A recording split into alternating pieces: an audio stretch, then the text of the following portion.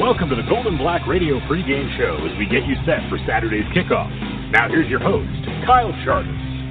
Purdue tries to recover at home under the lights once again, looking to get a victory against Wisconsin on Friday night. A full preview of the Boilermakers and the Badgers on the Gold and Black Radio pregame podcast.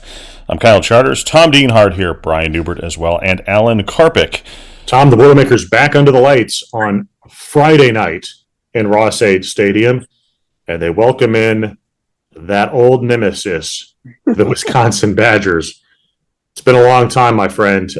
Wisconsin has really had a streak here against Purdue, and I don't want to do it, so we won't do it, but you look inside some of those numbers, and it does not look pretty.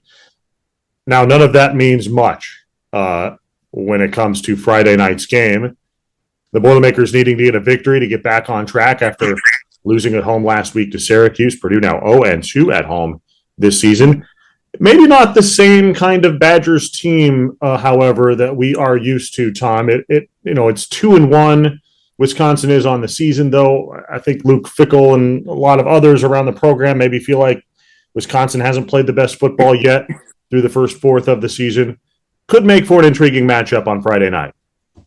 Yeah, I think you're right. And, yeah, I know history doesn't matter. We all know that. But, Kyle, it's fun for us to talk about, right? And, God, the historical numbers in this one are just stupefying. I mean, the last time they beat Wisconsin in Ross-Ade Stadium, 1997. How old were you in 1997? I was 18. I was a freshman at Purdue. God, man. Now you're married with a family and a mortgage and a new career. A lot's happened. You stuffed a lot of life into those 26 years. But, yeah, you're right. I mean, this isn't your father's Wisconsin. Fickell's taken over, and more importantly, Fickell's brought in Phil Longo to run the offense, and he's installed their own version of the air raid, Kyle. Sort of like Purdue. They're trying to fit into this new skin here, and they're not throwing it 8 times a game. They still want to run it, but they certainly are throwing it more. And they have a transfer quarterback like Hudson Card, who's from the state of Texas. Tanner Mordecai's from Waco. He began his career at Oklahoma, transferred to SMU. Now he's on his third school. Similar skill set, I think, of Hudson Card. But back to Wisconsin's resume this year, Kyle. 2-1, you mentioned. They beat Buffalo, which is terrible. And they didn't look that great last week at beating Georgia Southern. And, of course, they lost to Washington State. So much like Purdue, Wisconsin still is kind of feeling its way out and is very much a work in progress. So maybe Purdue does have a good shot here. For the Boilermakers, it will probably be as much about themselves as anything else after a day in which Purdue turned the ball over far too often, 4 giveaways to the Orange last week, multiple penalties. Yes, some of those were questionable. Some of them, however, were not. Purdue just got to clean things up, right? I mean, it's weird to be talking about that now when we credited Purdue so heavily in that fashion through the first couple of weeks for not having turnovers and for keeping the penalties to a minimum. But, man, they really hurt Purdue against Syracuse. And, I mean, you look at the final score, Purdue loses by 15. You just hold on to the ball a couple of times and you're right in there at the end, if not changing the outcome. But Purdue put the ball on the ground far too often. Yeah, man. No turnovers the first 2 games. You mentioned 4. I think they were all in the first half, Kyle. Hudson Card had 3 lost fumbles. One really wasn't his fault on the blindside sack. And, of course, the interception, which was a tip ball. 11 penalties after having just, I believe, 4 the first 2 games. So you're right. You erase some of those mistakes, and maybe Purdue wins that ball game. It's 28-20.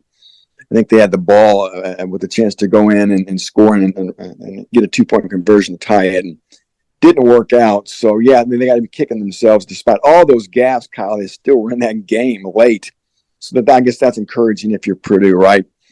And, Devin Mockabee, 3 fumbles. Purdue had 7 fumbles overall, which was still stupefying when I saw that number on the stat sheet. So a lot to clean up. And like you said, Purdue's margin for error every week is going to be pretty slim, right? And they certainly can't afford to be beating themselves if they want to try to escape some of these Saturdays or Friday nights with victories. Yeah, I feel like every game's going to be close outside maybe a couple touchdown type games in the fourth quarter, and you just cannot afford to be the one that is beating yourself. That's problematic. What do you think about sort of the test here facing Purdue and the new coaching staff, and sort of trying to make sure that Purdue keeps this thing on the tracks here this month, because it's obviously a big month. There's some games here that you feel like you've got to be able to compete in and get victories if you're going to set yourself up for what is a more difficult October before things perhaps ease a little bit in the middle to late November. So to me, it feels like a real test for this staff here early in the season to make sure that they try to get Purdue aimed back in the right direction. Yeah, this would be an early signature win without a doubt, right? And certainly gets them back on track. You talked about, Kyle. They are off track. Let's be honest with ourselves. I think we all can agree. In August, we thought this team probably would be 2-1 after 3 games. Now they're looking at 1-2. You got to try to steal a win you weren't supposed to get here somewhere along the line, and they're coming off a tough loss. How are they going to respond, Kyle? It's a short week too, against, as we mentioned, an opponent that's been the ultimate tormentor in winning the last 16 meetings between these schools. So yeah, maybe a real early gut check for this team and then this program. Because after this, they have Illinois at home to close the month for homecoming. For these 2-3, they're still behind schedule. And you look at the rest of the schedule you alluded to, Kyle. I mean, Iowa, Ohio State, Nebraska, Michigan. Then you have your last 3 games, Minnesota, Northwestern, Indiana. I mean, if you come out of September, Kyle, with just 2 wins, and you look at the last 2 months, find me 4 more wins there. It's going to be tough. And like I said, I thought they had to be 3-2 to have a real good shot at 6 wins this year. And they certainly are sort of behind the 8 ball right now, I think. Tell me a little bit about injuries, Tom. I know like Hydron Jenkins was nicked up in that game against Syracuse. Short week here as well. What are your expectations for who might be in and who is out? I think number 4 is going to play. That's the vibe I get. We're going to see Jenkins out there. I think we're going to see Gus Hartwig for the first time this year. Maybe not a lot, but I think maybe they're going to try to ease him back in like they've done with Garrett Miller and DeMarge Lewis this year coming off knee injuries. Not sure about Paul Peferi. I don't think we're going to see that Stanford cornerback, Slim Turner Muhammad, yet. Still can't get over that hamstring injury. So those are your key guys, more so than anybody, being Hartwig and Jenkins. I think we're going to see both those guys play, which I think would be a huge boost. Jenkins has been one of the best pass rushers in America. And just getting Hartwig back, if they get him back, Kyle, just psychologically getting your anchor back, arguably your best lineman, even if he plays 20 snaps, I mean, that's got to be a boost to the psyche of everybody up front. So, and we'll see if number 53 does indeed suit up. And Kyle, I think there may be a chance maybe we have a new kicker this week. I'm hearing some rumblings that Ben Freehill may have an injury situation. Maybe Caleb Crockover's the guy doing the placements this week with Julio Macias kicking off. Keep your eye on that. See if Freehill is kicking, because I heard there may be a chance that they may have to make a move because of him not being 100% and going to walk on Caleb Crockover from West Lafayette. That'd be an interesting development for sure. You mentioned Jenkins real quick. Yeah, I mean, he's been a huge bright spot. He's been great. Yeah, a guy who really gets after it out there. I mean, there is no slowdown in Hydron Jenkins on the football field. Empty the bucket, right? I mean, that's a guy who expends it every snap, and that's what you want. He's not the prototypical Big Ten outside linebacker. He's about 6 feet, 6'1". 260, but man, he plays a lot bigger than that. And I think he's a guy players respect. I think they feed off his energy.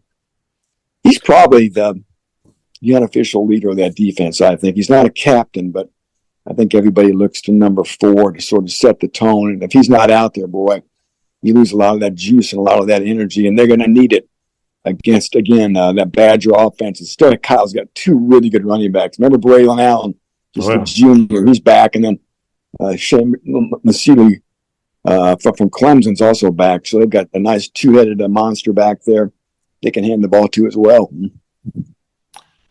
Much more to go on the show, including a forecast for Friday night in Ross-Ade Stadium. We'll talk to Brian Newbert, Alan Karpick, as well as we glance around the Big Ten. Michigan State getting rid of Mel Tucker Jr. 2 coaches gone before week 4 in the Big Ten. Wild. All that and much more coming up on Golden Black Radio. Hello from News 18. I'm Storm Team 18 meteorologist David Seipel. Friday night lights will be shining at Ross-Ade Stadium. The Boilermakers are playing Wisconsin at home with a kickoff time around 7 p.m. If you are planning to head out for tailgating, temperatures will top out into the lower 80s Friday afternoon. We'll have some clouds early in the day with a spotty shower, but sky conditions will begin to clear out for the late afternoon and evening hours. Temperatures around kickoff will be near 78 degrees with mostly clear skies. Winds will be out of the east at around 8 miles per hour. For the late drive home, temperatures will be in the lower 70s and upper 60s with clear and calm conditions. Overall, the weather is looking great for some Friday night football. From News 18, I'm Storm Team 18 meteorologist David Seipel. Boiler up, hammer down. Designing and building since 1968, T&W has changed the way people think about construction. T&W's 3-stage approach to designing and building is unmatched throughout the construction industry. Learn more about T&W's people, passion, and projects at twdesignbuild.com. Experience unparalleled comfort, service, and cuisine at the Whitaker Inn. This Midwestern oasis is perfect for a relaxing staycation or weekend getaway. Escape from the ordinary at the Whitaker Inn.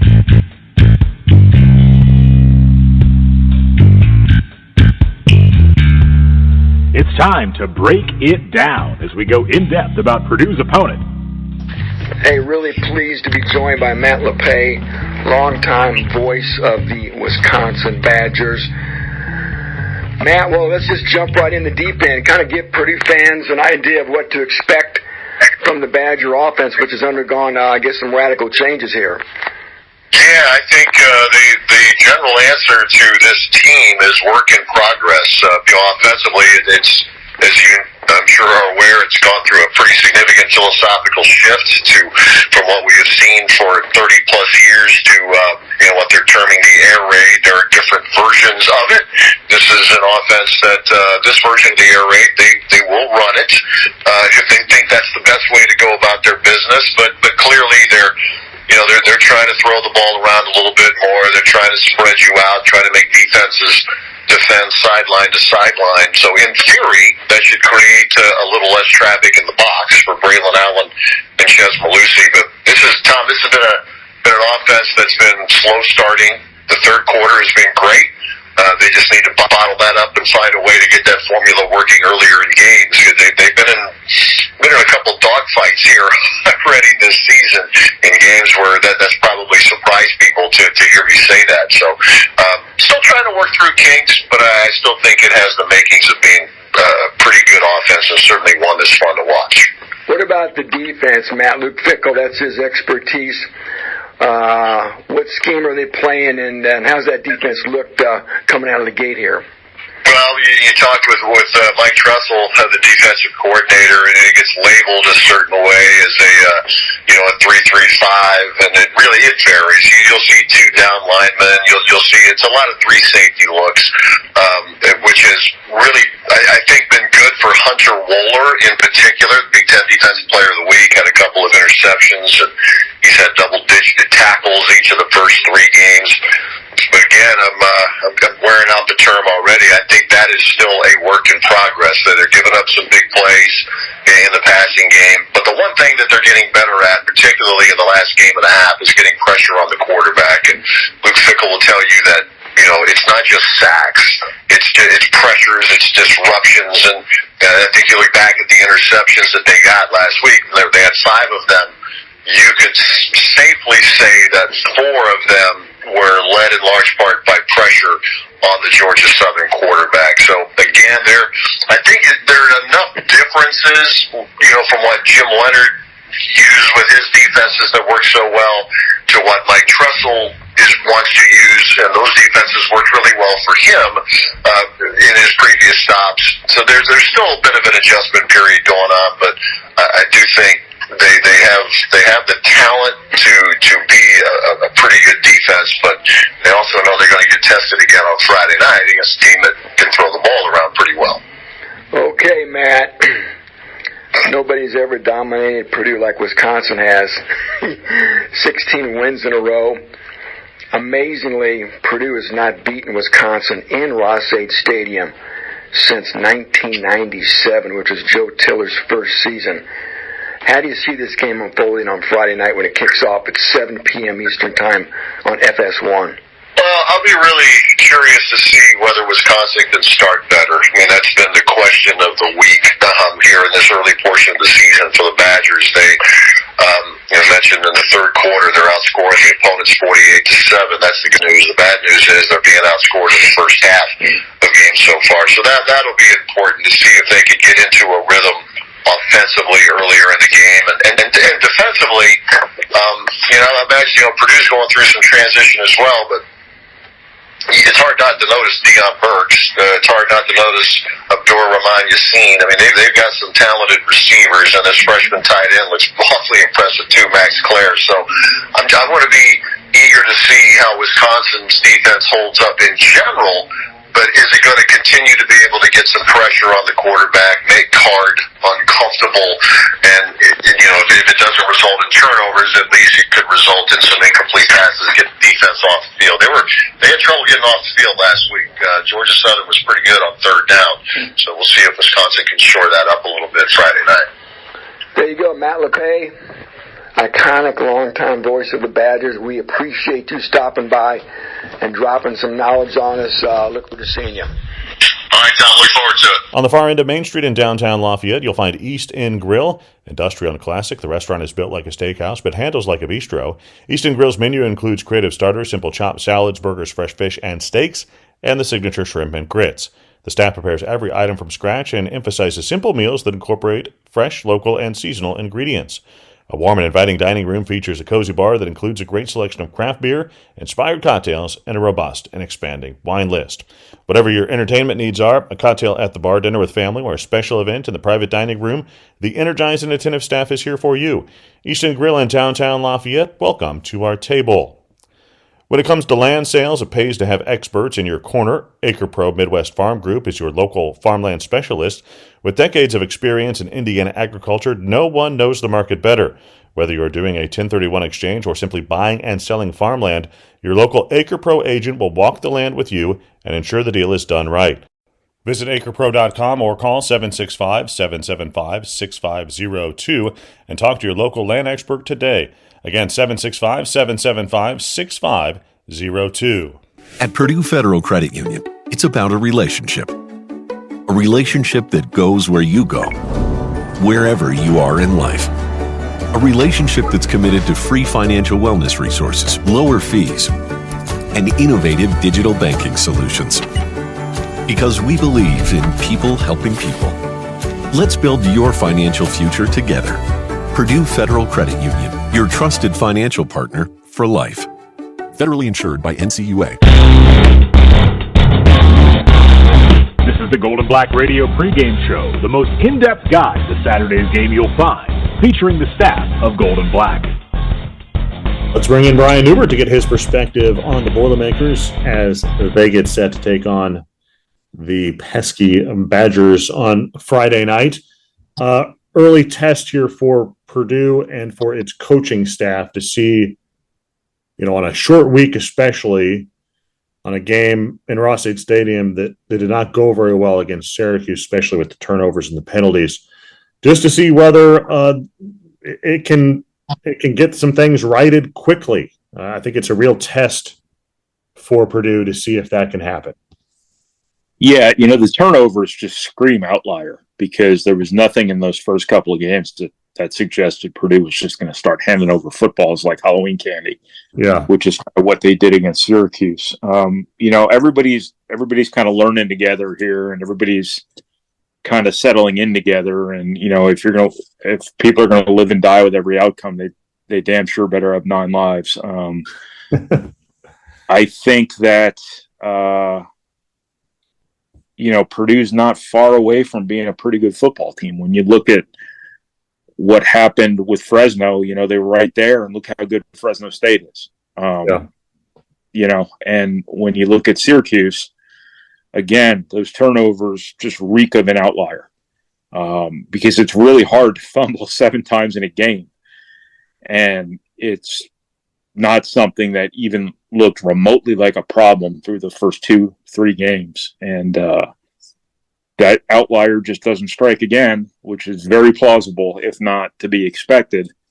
Then all of a sudden, somewhere in the middle of what Purdue's been over these first 3 games starts to look like the truth here. I don't know if that makes sense or not, but I just don't think, Purdue is a bad team. I don't think that the 1-2 record is necessarily reflective of, what they've been. I know you are what your record says you are, but I think Purdue is closer to maybe being like a 2-1 team, and not unrealistically far away from being a 3-0 team. I mean, there are some things that obviously they could have been better at, needed to be better at, but it's not like they have gotten their doors blown off at any point in time here whatsoever.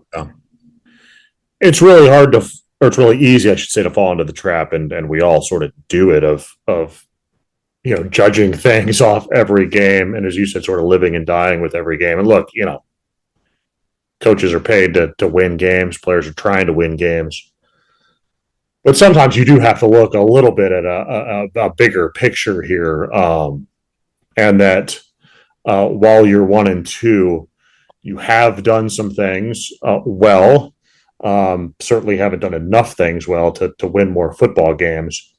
But you have to think that they're trying to build toward a foundation for better days ahead. And I just don't know whether you should get too caught up in judging this whole operation on a week by week type basis.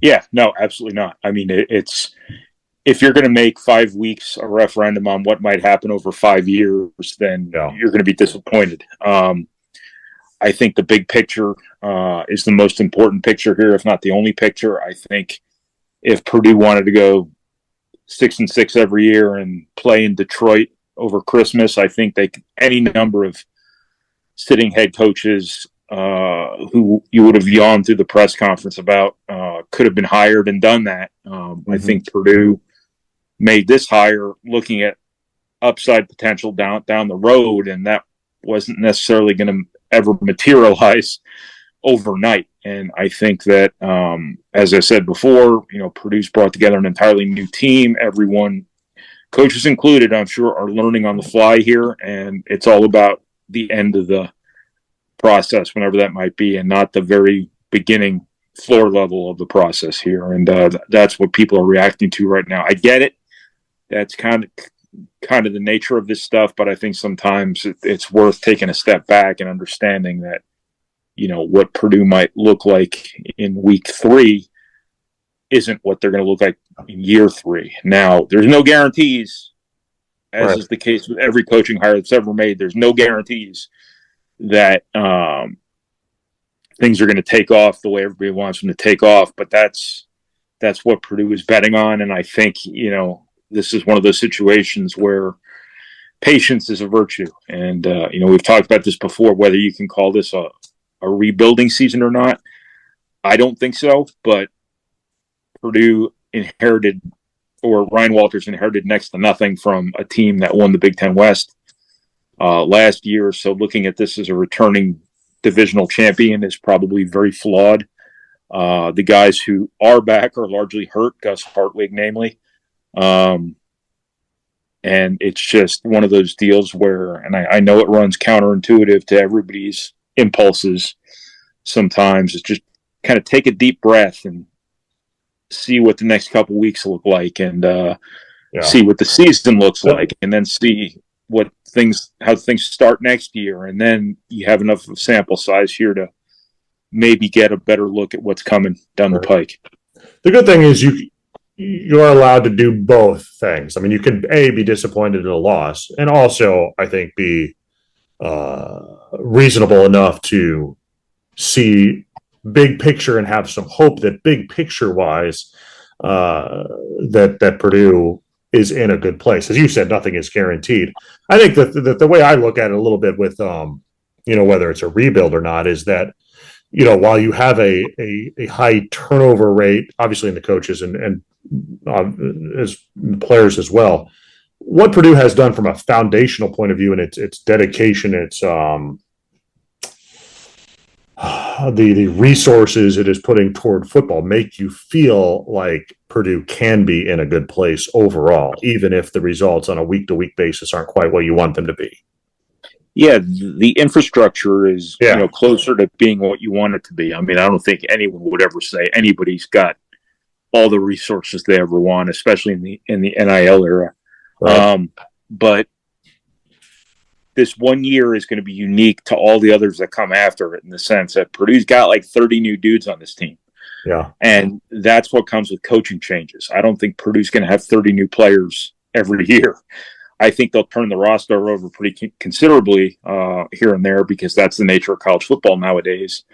But it's not going to be one of those deals where you just bring in a whole new two deep, basically, like Purdue almost did this year. Not quite, but there's a lot of new guys on that field, and there's a lot of older guys acclimating a new staff and new systems and things like that. It was never going to happen overnight. I mean, I don't think this was ever going to be something where it was the proverbial well-oiled machine from day one, and that's kind of proven to be the case. But as I said before, I think Purdue's shown you some glimpses here through 3 games that suggest they can be pretty competitive, at least, and that's a start. That's a start.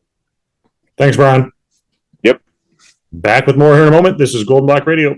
Designing and building since 1968, T&W has changed the way people think about construction. T&W's 3-stage approach to designing and building is unmatched throughout the construction industry. Learn more about T&W's people, passion, and projects at twdesignbuild.com. Experience unparalleled comfort, service, and cuisine at the Whitaker Inn. This Midwestern oasis is perfect for a relaxing staycation or weekend getaway. Escape from the ordinary at the Whitaker Inn.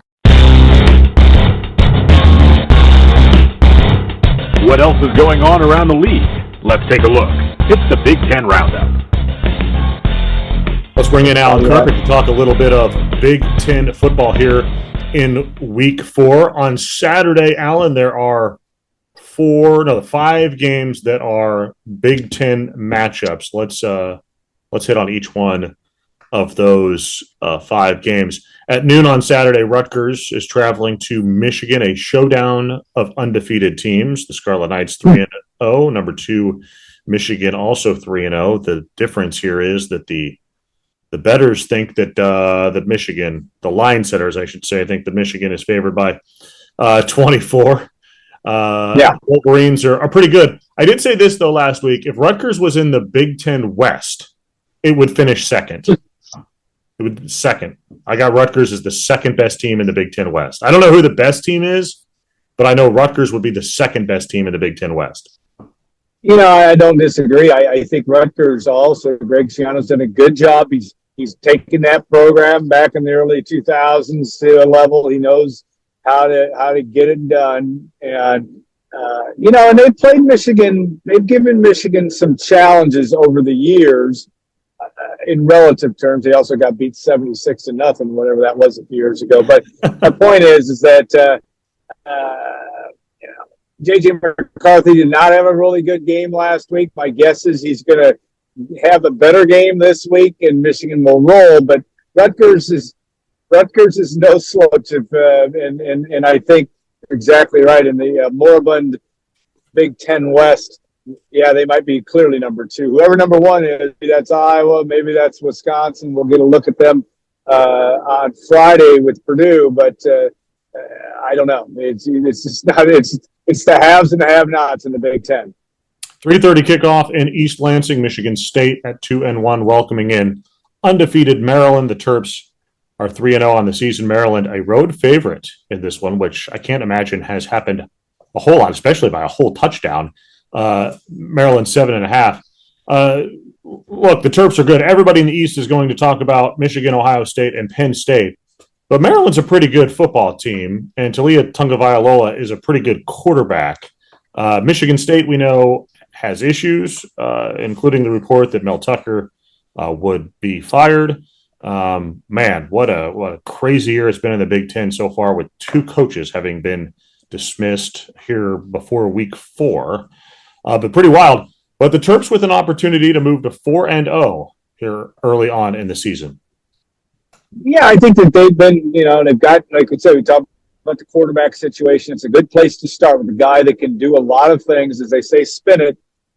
And he'll probably spin it a lot in East Lansing. I just don't know that the situation there is going to, they didn't rise up against Washington, and maybe there's the 2-week effect. Maybe they'll settle things down and I expect them to play a more competitive game. They didn't against the Huskies. The Huskies are a better team than Maryland, I understand.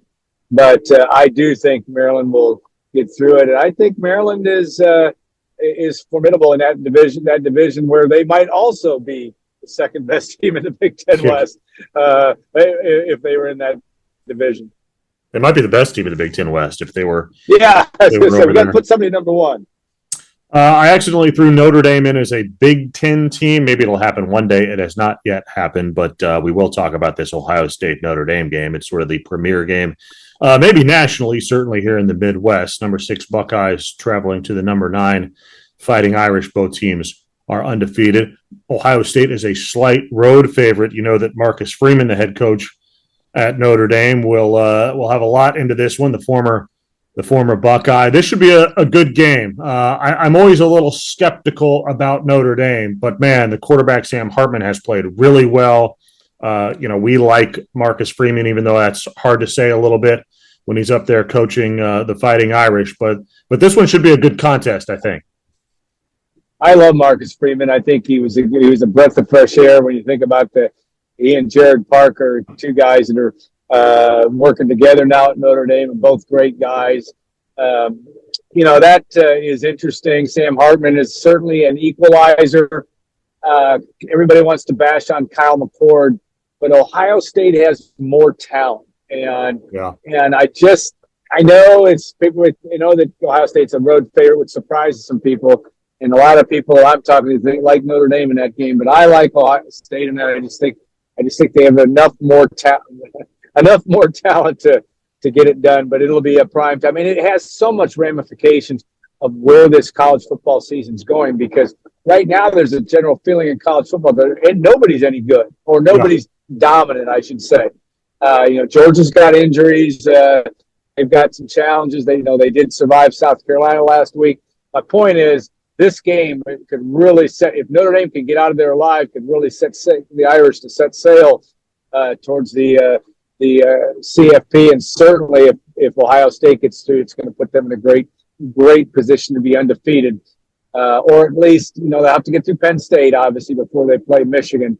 But I like the Buckeyes' chances. I think they win this game, but it'll be close, and it'll be a huge environment. And I think you have to get your checkbook out if you want to go see that game in person. The tickets are going for $1 zillion. Checkbook? What is that? Primetime game at 7:30 in Happy Valley. Number 7 Penn State welcoming in number 24 Iowa. Again, 2 undefeated teams, East versus West.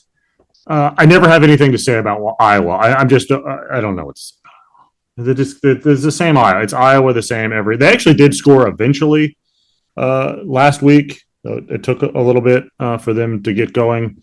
Brian Ferentz, I think, is so far he's exceeding that clause about whether he gets to keep his job or not if he scores 25 points per game. I think they're like 28 points per game. 28, that's right. So I guess the Hawkeyes are hanging in there a little bit. But Penn State's favored by a couple of touchdowns in this one. The Nittany Lions have looked pretty good. I mean, maybe more dynamic, I think, offensively than the Penn State teams that we've been used to here recently.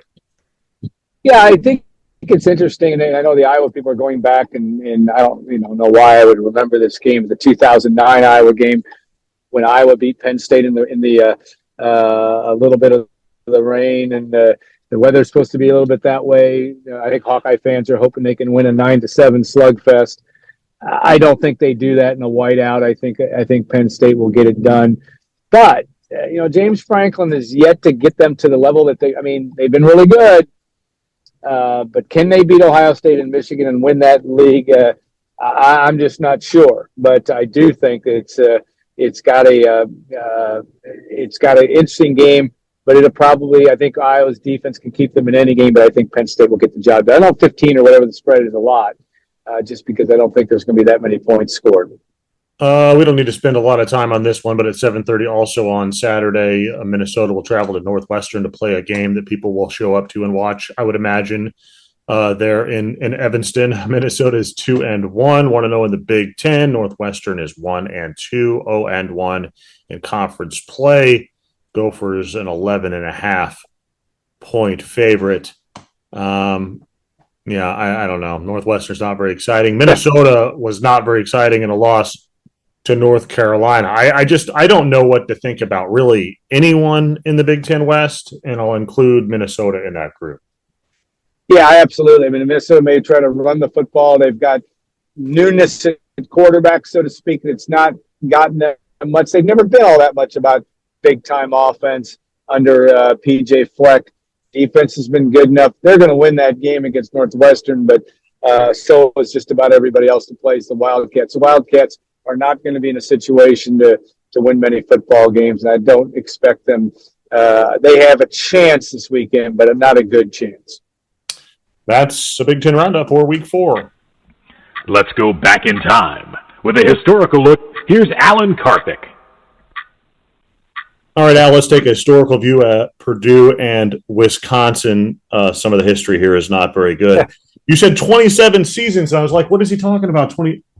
Oh, yeah. 1997 was that long ago. My gosh, what a This is the 27th season this year. Now it's 27 years in 2024. It's all how you count, Kyle. But yes, it's not. But but my point is, I'm like, what was 20? That 20? Oh yeah, 1997 was that long ago. Crazy. How? Where has the time? And you know what? Purdue was an underdog in that game, sort of. Wisconsin was ranked. Purdue beat them and jumped into the rankings, I believe. Held Ron Dane to under 150 yards. And all I remember a lot about that game was Ed Watson got around the bend on the first possession, run 75 yards for a touchdown. And it was like that was the time when Joe Tiller's program at that time could do little to no wrong. And I think that was impressive. They went to Illinois the next week and beat Illinois 48-3, and then they go to Iowa 2 weeks later and don't play well in the first half. And then Tim Dwight, I think, returned to punter a kickoff for a touchdown, and that game went south. But yes, Purdue can beat Wisconsin. They can beat them in Ross-Ade. They just haven't since the new millennium. Yeah, and a lot of the losses haven't been very favorable to. No, and the hard thing is even at home, Kyle. I think the average spread's been 15. So that not only are they not won, they haven't been close. Of course, Jeff Brom, I believe it was an 18, was it not? Yeah. Where they lost, or maybe that was 19 when they lost the game in double overtime. 44-41 or whatever that game was. But it's all forgettable if you're a Purdue fan, and there's a lot of bad memories. We don't need to bring up certain games that played 4 years after the turn of the century. We won't have to mention that one at all. Yeah, let's move on. Let's leave that. Let's move on. Leave that one alone. Yep. And I can still remember exactly where we're standing. Oh yeah, me too. Yeah. Purdue on Fridays. The Boilermakers have played on Fridays before, 2-5 all time. Last one in Ross-Ade versus Ohio.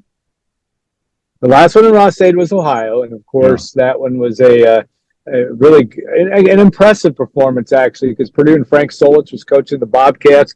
Yeah. That game, I think Purdue might have only been about a 5 or 6 point favorite. Ohio U was pretty decent coming off a ball, and Purdue just boat raced them, and it was fun on Friday night in Ross-Ade. Really, after the Louisville game, that was Jeff Brom's first win at Purdue, and it was fun for fans. And then I think the most recent Friday game was, like you said, COVID doesn't count, but it was a Friday in Minneapolis, in the famed or infamous Payne Durham offensive pass interference call up. Purdue would have won that game. They did not win the game. Minnesota and P.J. Fleck win 34-31 in that game in 2020. That Ohio game was memorable because of the one play, right? The double reverse throw to the tight end. Was that Bryson Hopkins? Is that who that was? No. Who was the other tight end with Bryson Hopkins, I think? Oh no! Boy, anyway, yes, and it was the definition of there's nothing hotter than new love, because that was where Jeff Brom's doing these trick plays and they're working, and the sad thing for Jeff was they could never. Jeff Brom did a lot of good things and won more games than he lost, but my point is that he could never do enough of him from that point forward, almost, because they worked a lot. Now he did have some other ones late in his career, not a lot of them. But that was as good a one as I recall, and somebody will call us out on who it wasn't. I don't think it was Bryson Hopkins. Cole Herdman, right? There you go. Standing by himself. Who threw the pass? Was it the quarterback? It was the quarterback. It went back to Blau, right? Yeah. Okay, that sounds good. But yes, that was a fun. I love it when we're reminiscing here on the air that we can't never remember. Fun night. I remember the lights and a very productive Friday evening. Purdue can only hope that this Friday evening is close to being that productive, but it was fun from that standpoint, and a good win for Purdue. Thanks, Al. All right, thanks, Kyle. That's a historical look at Purdue and Wisconsin. Let's take a break. Back with more. This is Gold and Black Radio. On the far end of Main Street in downtown Lafayette, you'll find East End Grill, industrial and classic. The restaurant is built like a steakhouse, but handles like a bistro. East End Grill's menu includes creative starters, simple chopped salads, burgers, fresh fish, and steaks, and the signature shrimp and grits. The staff prepares every item from scratch and emphasizes simple meals that incorporate fresh, local, and seasonal ingredients. A warm and inviting dining room features a cozy bar that includes a great selection of craft beer, inspired cocktails, and a robust and expanding wine list. Whatever your entertainment needs are, a cocktail at the bar, dinner with family, or a special event in the private dining room, the energized and attentive staff is here for you. Eastern Grill in downtown Lafayette, welcome to our table. When it comes to land sales, it pays to have experts in your corner. AcrePro Midwest Farm Group is your local farmland specialist. With decades of experience in Indiana agriculture, no one knows the market better. Whether you're doing a 1031 exchange or simply buying and selling farmland, your local AcrePro agent will walk the land with you and ensure the deal is done right. Visit acrepro.com or call 765-775-6502 and talk to your local land expert today. Again, 765-775-6502. At Purdue Federal Credit Union, it's about a relationship. A relationship that goes where you go, wherever you are in life. A relationship that's committed to free financial wellness resources, lower fees, and innovative digital banking solutions. Because we believe in people helping people. Let's build your financial future together. Purdue Federal Credit Union, your trusted financial partner for life. Federally insured by NCUA. Broadcasting from Gold and Black World Headquarters, north of Purdue's campus, this is the Gold and Black Radio Pregame Show. Boilermakers and the Badgers in Ross-Ade Stadium on Friday night. Tom, let's talk a little bit of matchups. Hey, here's some shocking news for you. When you play Wisconsin, it's going to matter how physical you are in the front. I know this is coming as a real surprise, Tom. How's Purdue going to stack up, especially its defensive front, trying to slow down that big offensive line, those running backs, and what will be a different look for Wisconsin as well. Look, a couple of weeks ago, Purdue was really good. It gave up just 11 rushing yards. Last week, what did it give up? 180 or something to a quarterback alone. In the orange. I'd be real curious to see, in what will be a more physical game. Although I think Syracuse was a good test from a physicality point of view. But you get into the Big Ten, you anticipate being a more physical game. How does Purdue hold up? Yeah, 271 yards rushing for Syracuse, 195 for quarterback Garrett Schrader after they gave up 11 to Virginia Tech. Here comes Wisconsin. We know their history. We know their running back situation. I know they're an air raid, but they're going to run it if they see that opportunity. And you know what, Kyle? I like Purdue's defensive front.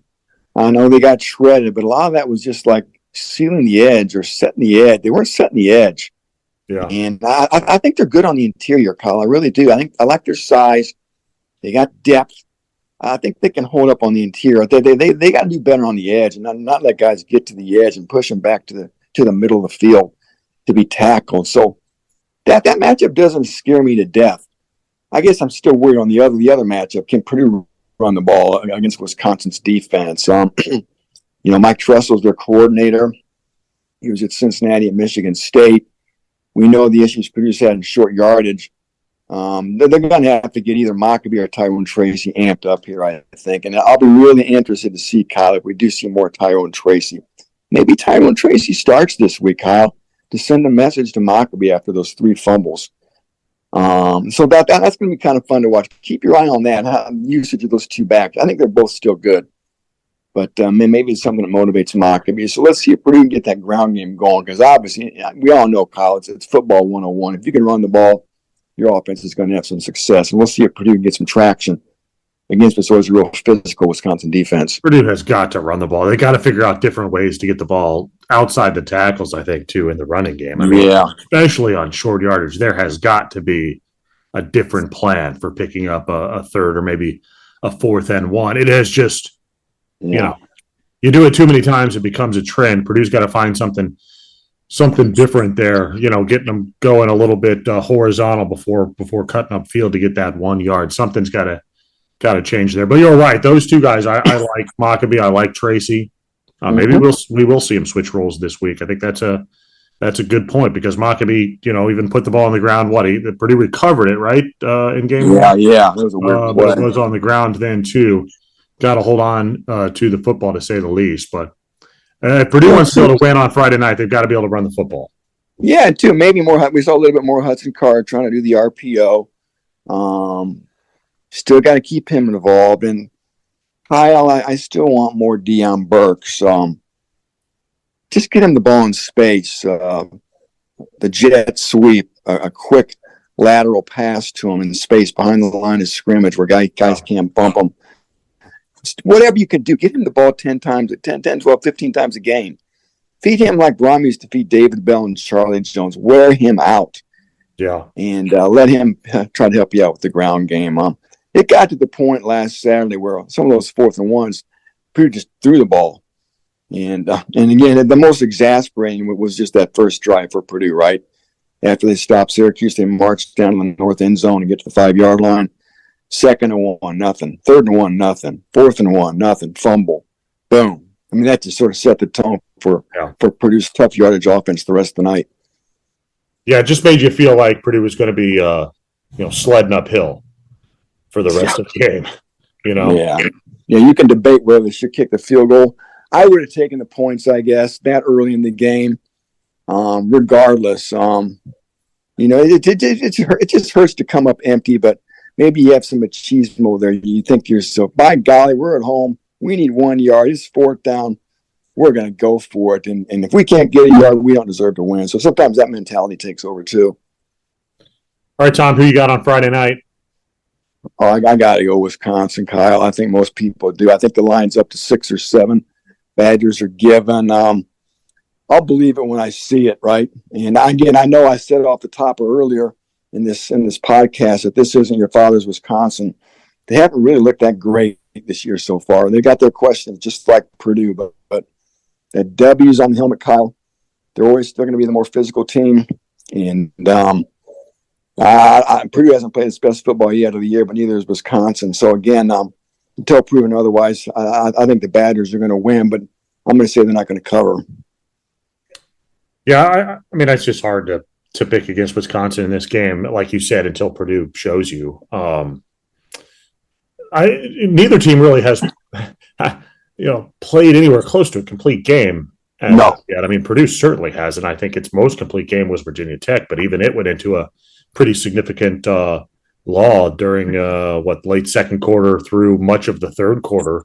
I mean, you got to whatever team puts together 3 quarters in this one plus is going to get the victory. But the physicality, I'm worried about that from Purdue's perspective. I think you said it best, maybe Purdue's offense against that defensive front for the Badgers. If Purdue cannot run the ball, that would be pretty concerning to make the Boilermakers that one-dimensional. I've got it right there around the line. I'll take Wisconsin 27, Purdue 20. As we've said, Purdue's going to be in ball games this year, but I'll have to see it before I think that Purdue can beat Wisconsin. All right, Tom. Appreciate it. Thank you as always. Take care, my friend. Be good.